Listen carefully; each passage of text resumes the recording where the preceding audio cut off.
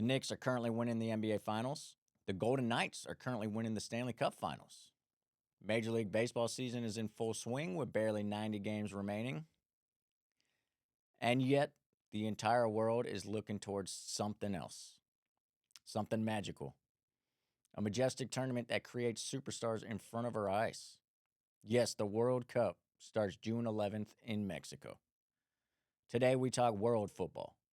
And then I'll highlight the new MLB.com Power Rankings. I am David, and this is JetKoa Sports. Game 3 of the NBA Finals is on right now as I record, so we will move right on past that and start talking about the World Cup. This year's tournament is being held in 3 countries at the same time: Mexico, Canada, and the United States of America. The multiple host countries is definitely a new structure, but it makes sense for a worldwide tournament. I'm not going to spend a whole lot of time here, but the World Cup and the Olympics require multiple stadiums and facilities that most countries do not have on standby. So they have to build them in order to accommodate these events and the traffic and the massive attendance numbers. And after the events end, the buildings become ghost towns. Brazil built so much for the Olympics a few years ago, and those stadiums are now in disrepair.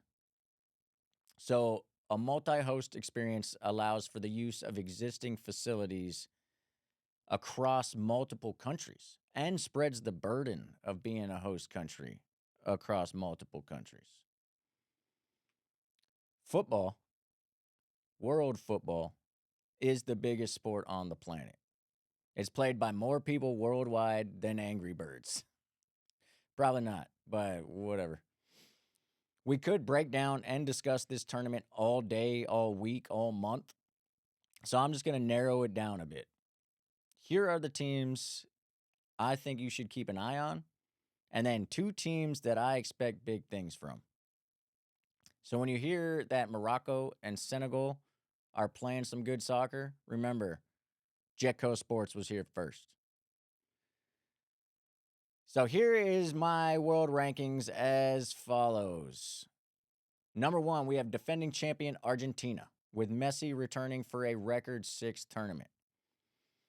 Cristiano Ronaldo and Guillermo Ochoa are also set to play in their 6th World Cup this year. They are the only 3 players that would have ever played in 6 World Cups. It's definitely a credit to them and to modern science. We are now able to get players ready to contribute on the international level at such a young age, and we can keep them fit for long enough to play in 6 World Cups. It takes 20 years to play in 6 World Cups. And making it to the World Cup for your country is not an easy thing to do. So these guys have been at the top of their game for 20 years. That is damn impressive. Okay, so Argentina's number 1, and they deserve that nod. They're the defending champions with strong leaders, and they return a strong defense. Their midfield is well-balanced and battle-tested in the European club level. They will continue to play through Messi, but watch out. I expect some of their young guys, some of their young forwards to capitalize on Messi's presence and score goals. Argentina is followed by Spain at number 2. And Spain has 18-year-old wonderkin Lamine Yamin. They also have Nico Williams on the other side of the field and Pedri anchoring that midfield. This team is rolling right now. They recently won the 2024 Euro Cup featuring the top European nations. They know their identity. The manager has been with them for years. They trust their identity. And the manager being with them for so long just has further built that trust amongst the starting 11, that cohesion. This team is ready to go. And again, back to their midfield, they might have the best passing midfielder in the world in Pedri. Then France comes in at number 3. They obviously have Mbappe, who we all thought would be the best player in the world after that 2022 World Cup final, where Mbappe scored 3 goals.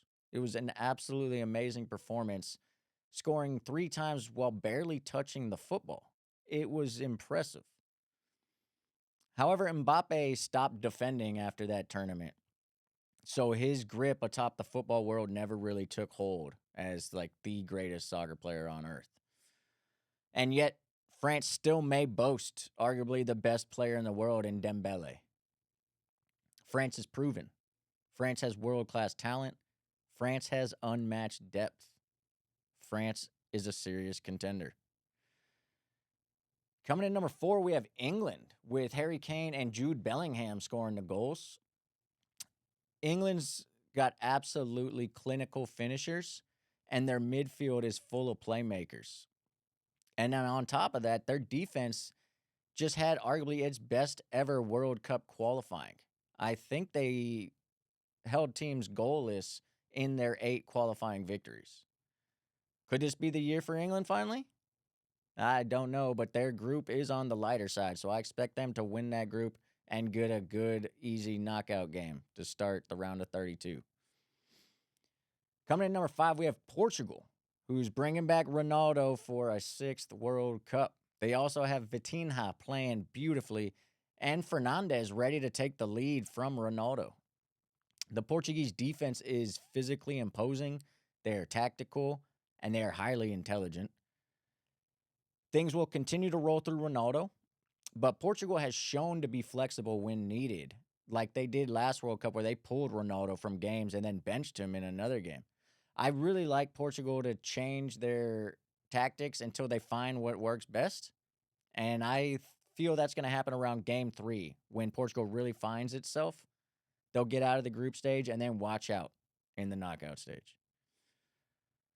Brazil's coming in at number 6, and we have to talk Brazil when we talk soccer, football, World Cup, any of it. And Brazil has plenty of attacking options. They always do. Defense is the question mark, and it always is. Brazil has Vinicius Jr., Rafinha, and Rodrigo, and they are going to be relentless in their attack. And team leadership has moved to a free-flowing, dynamic style of attack to let Vinicius Jr., Rafinha, and Rodrigo do their thing. Casemiro is in the midfield, and he gives them an experienced anchor in that midfield. But they lack defense, and I'm going to make my first bold take here. Ultimately, I do not think Brazil has the defense to win the World Cup, to win this tournament. Heck, I don't even like Brazil to win their own group. The winner of Group C will be the same team I am picking to win the whole damn thing. Finally, at number 7, my pick for World Cup champion, Morocco. They arrived in 2022, advancing all the way to the semifinals in Qatar. So some people are aware of Morocco, but just like in 2022, they will be written off by most. And I am here to pump up the volume in Morocco.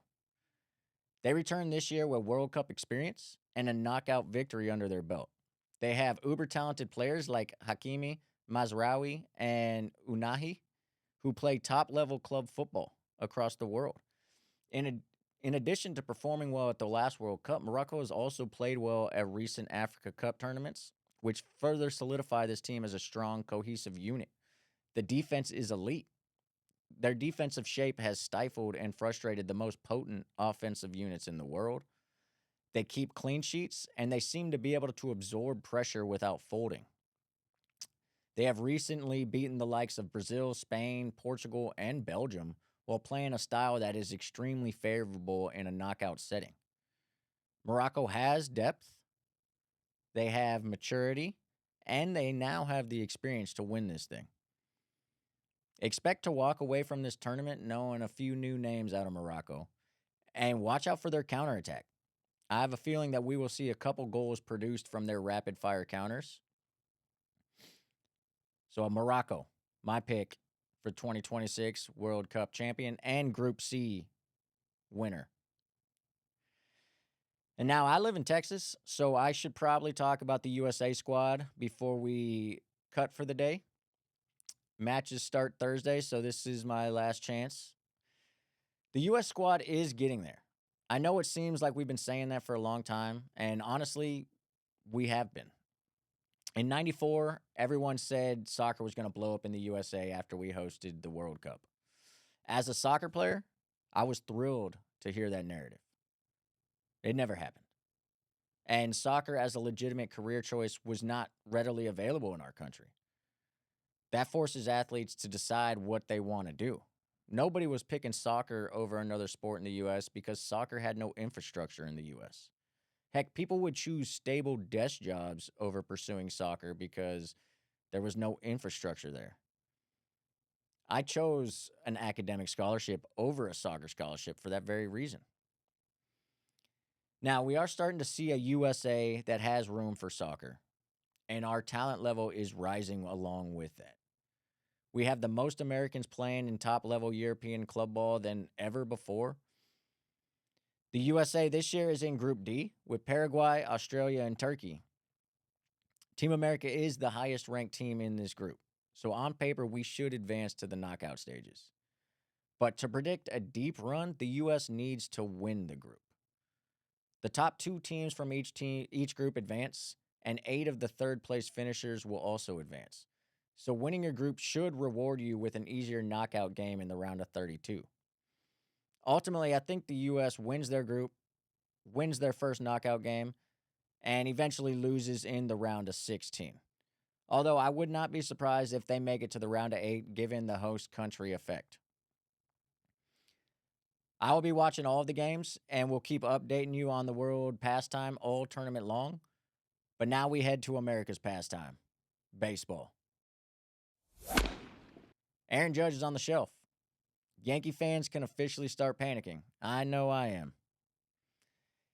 He is out with a cracked rib, and having personally gone through that injury a couple times, I'm telling you this will be an issue for Aaron Judge. The Yanks are on today's power ranking list, so I will get back to them in a little bit. MLB.com dropped the new power rankings on Sunday, and we have the Atlanta Braves sitting pretty atop the pyramid for another week. They continue to do all things well, and they still expect big names to come back from injury and perform at a high level for them. So they will get better as the season goes along.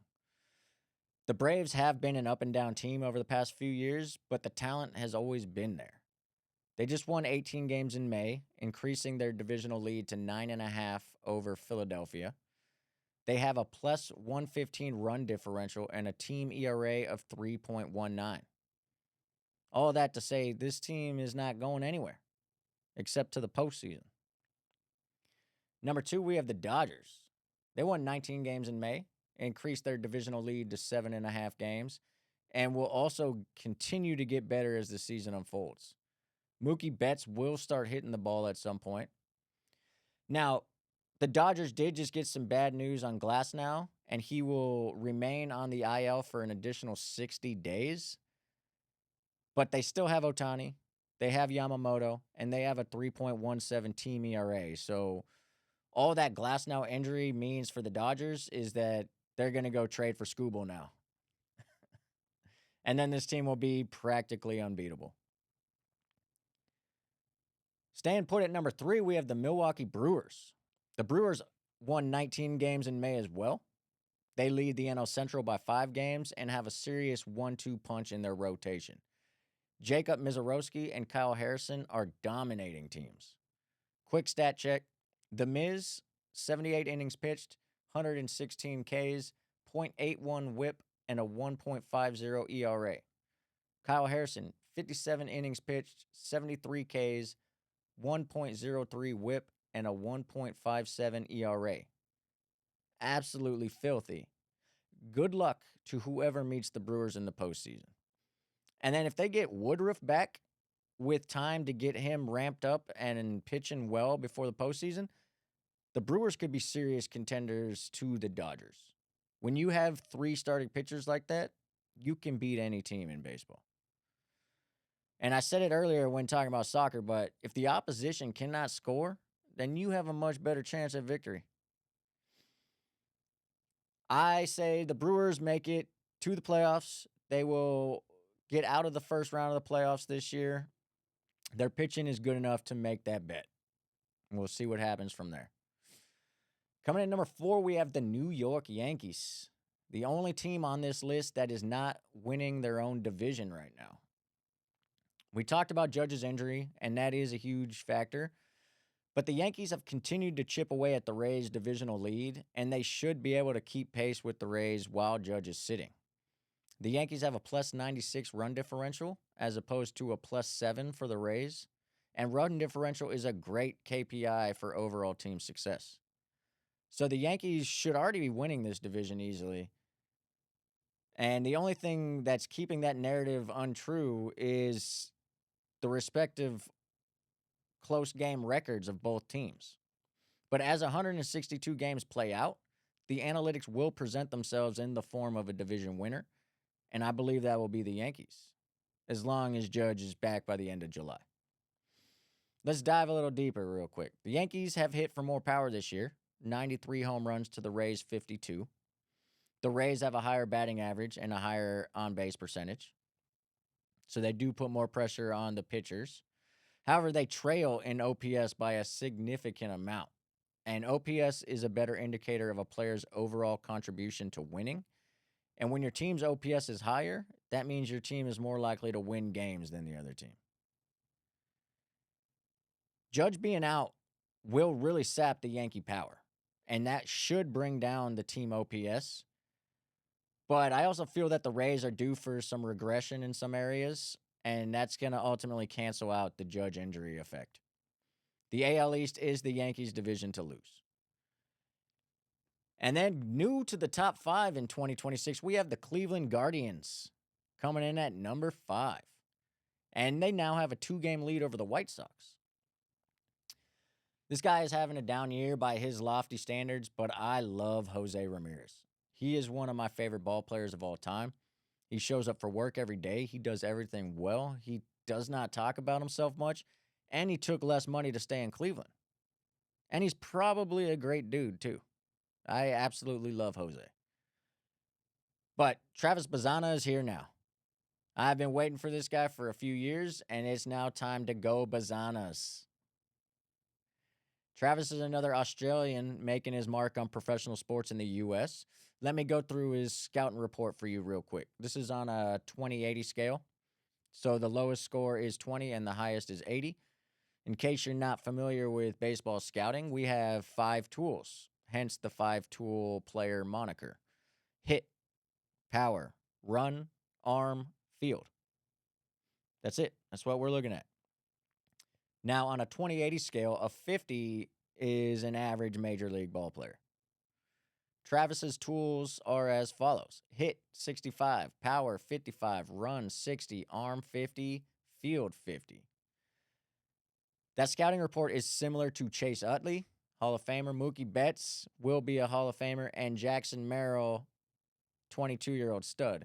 Or somebody that should be hitting in the top 3 lineup. In other words, Travis Bazzana is the new Cleveland centerpiece moving beyond 2026.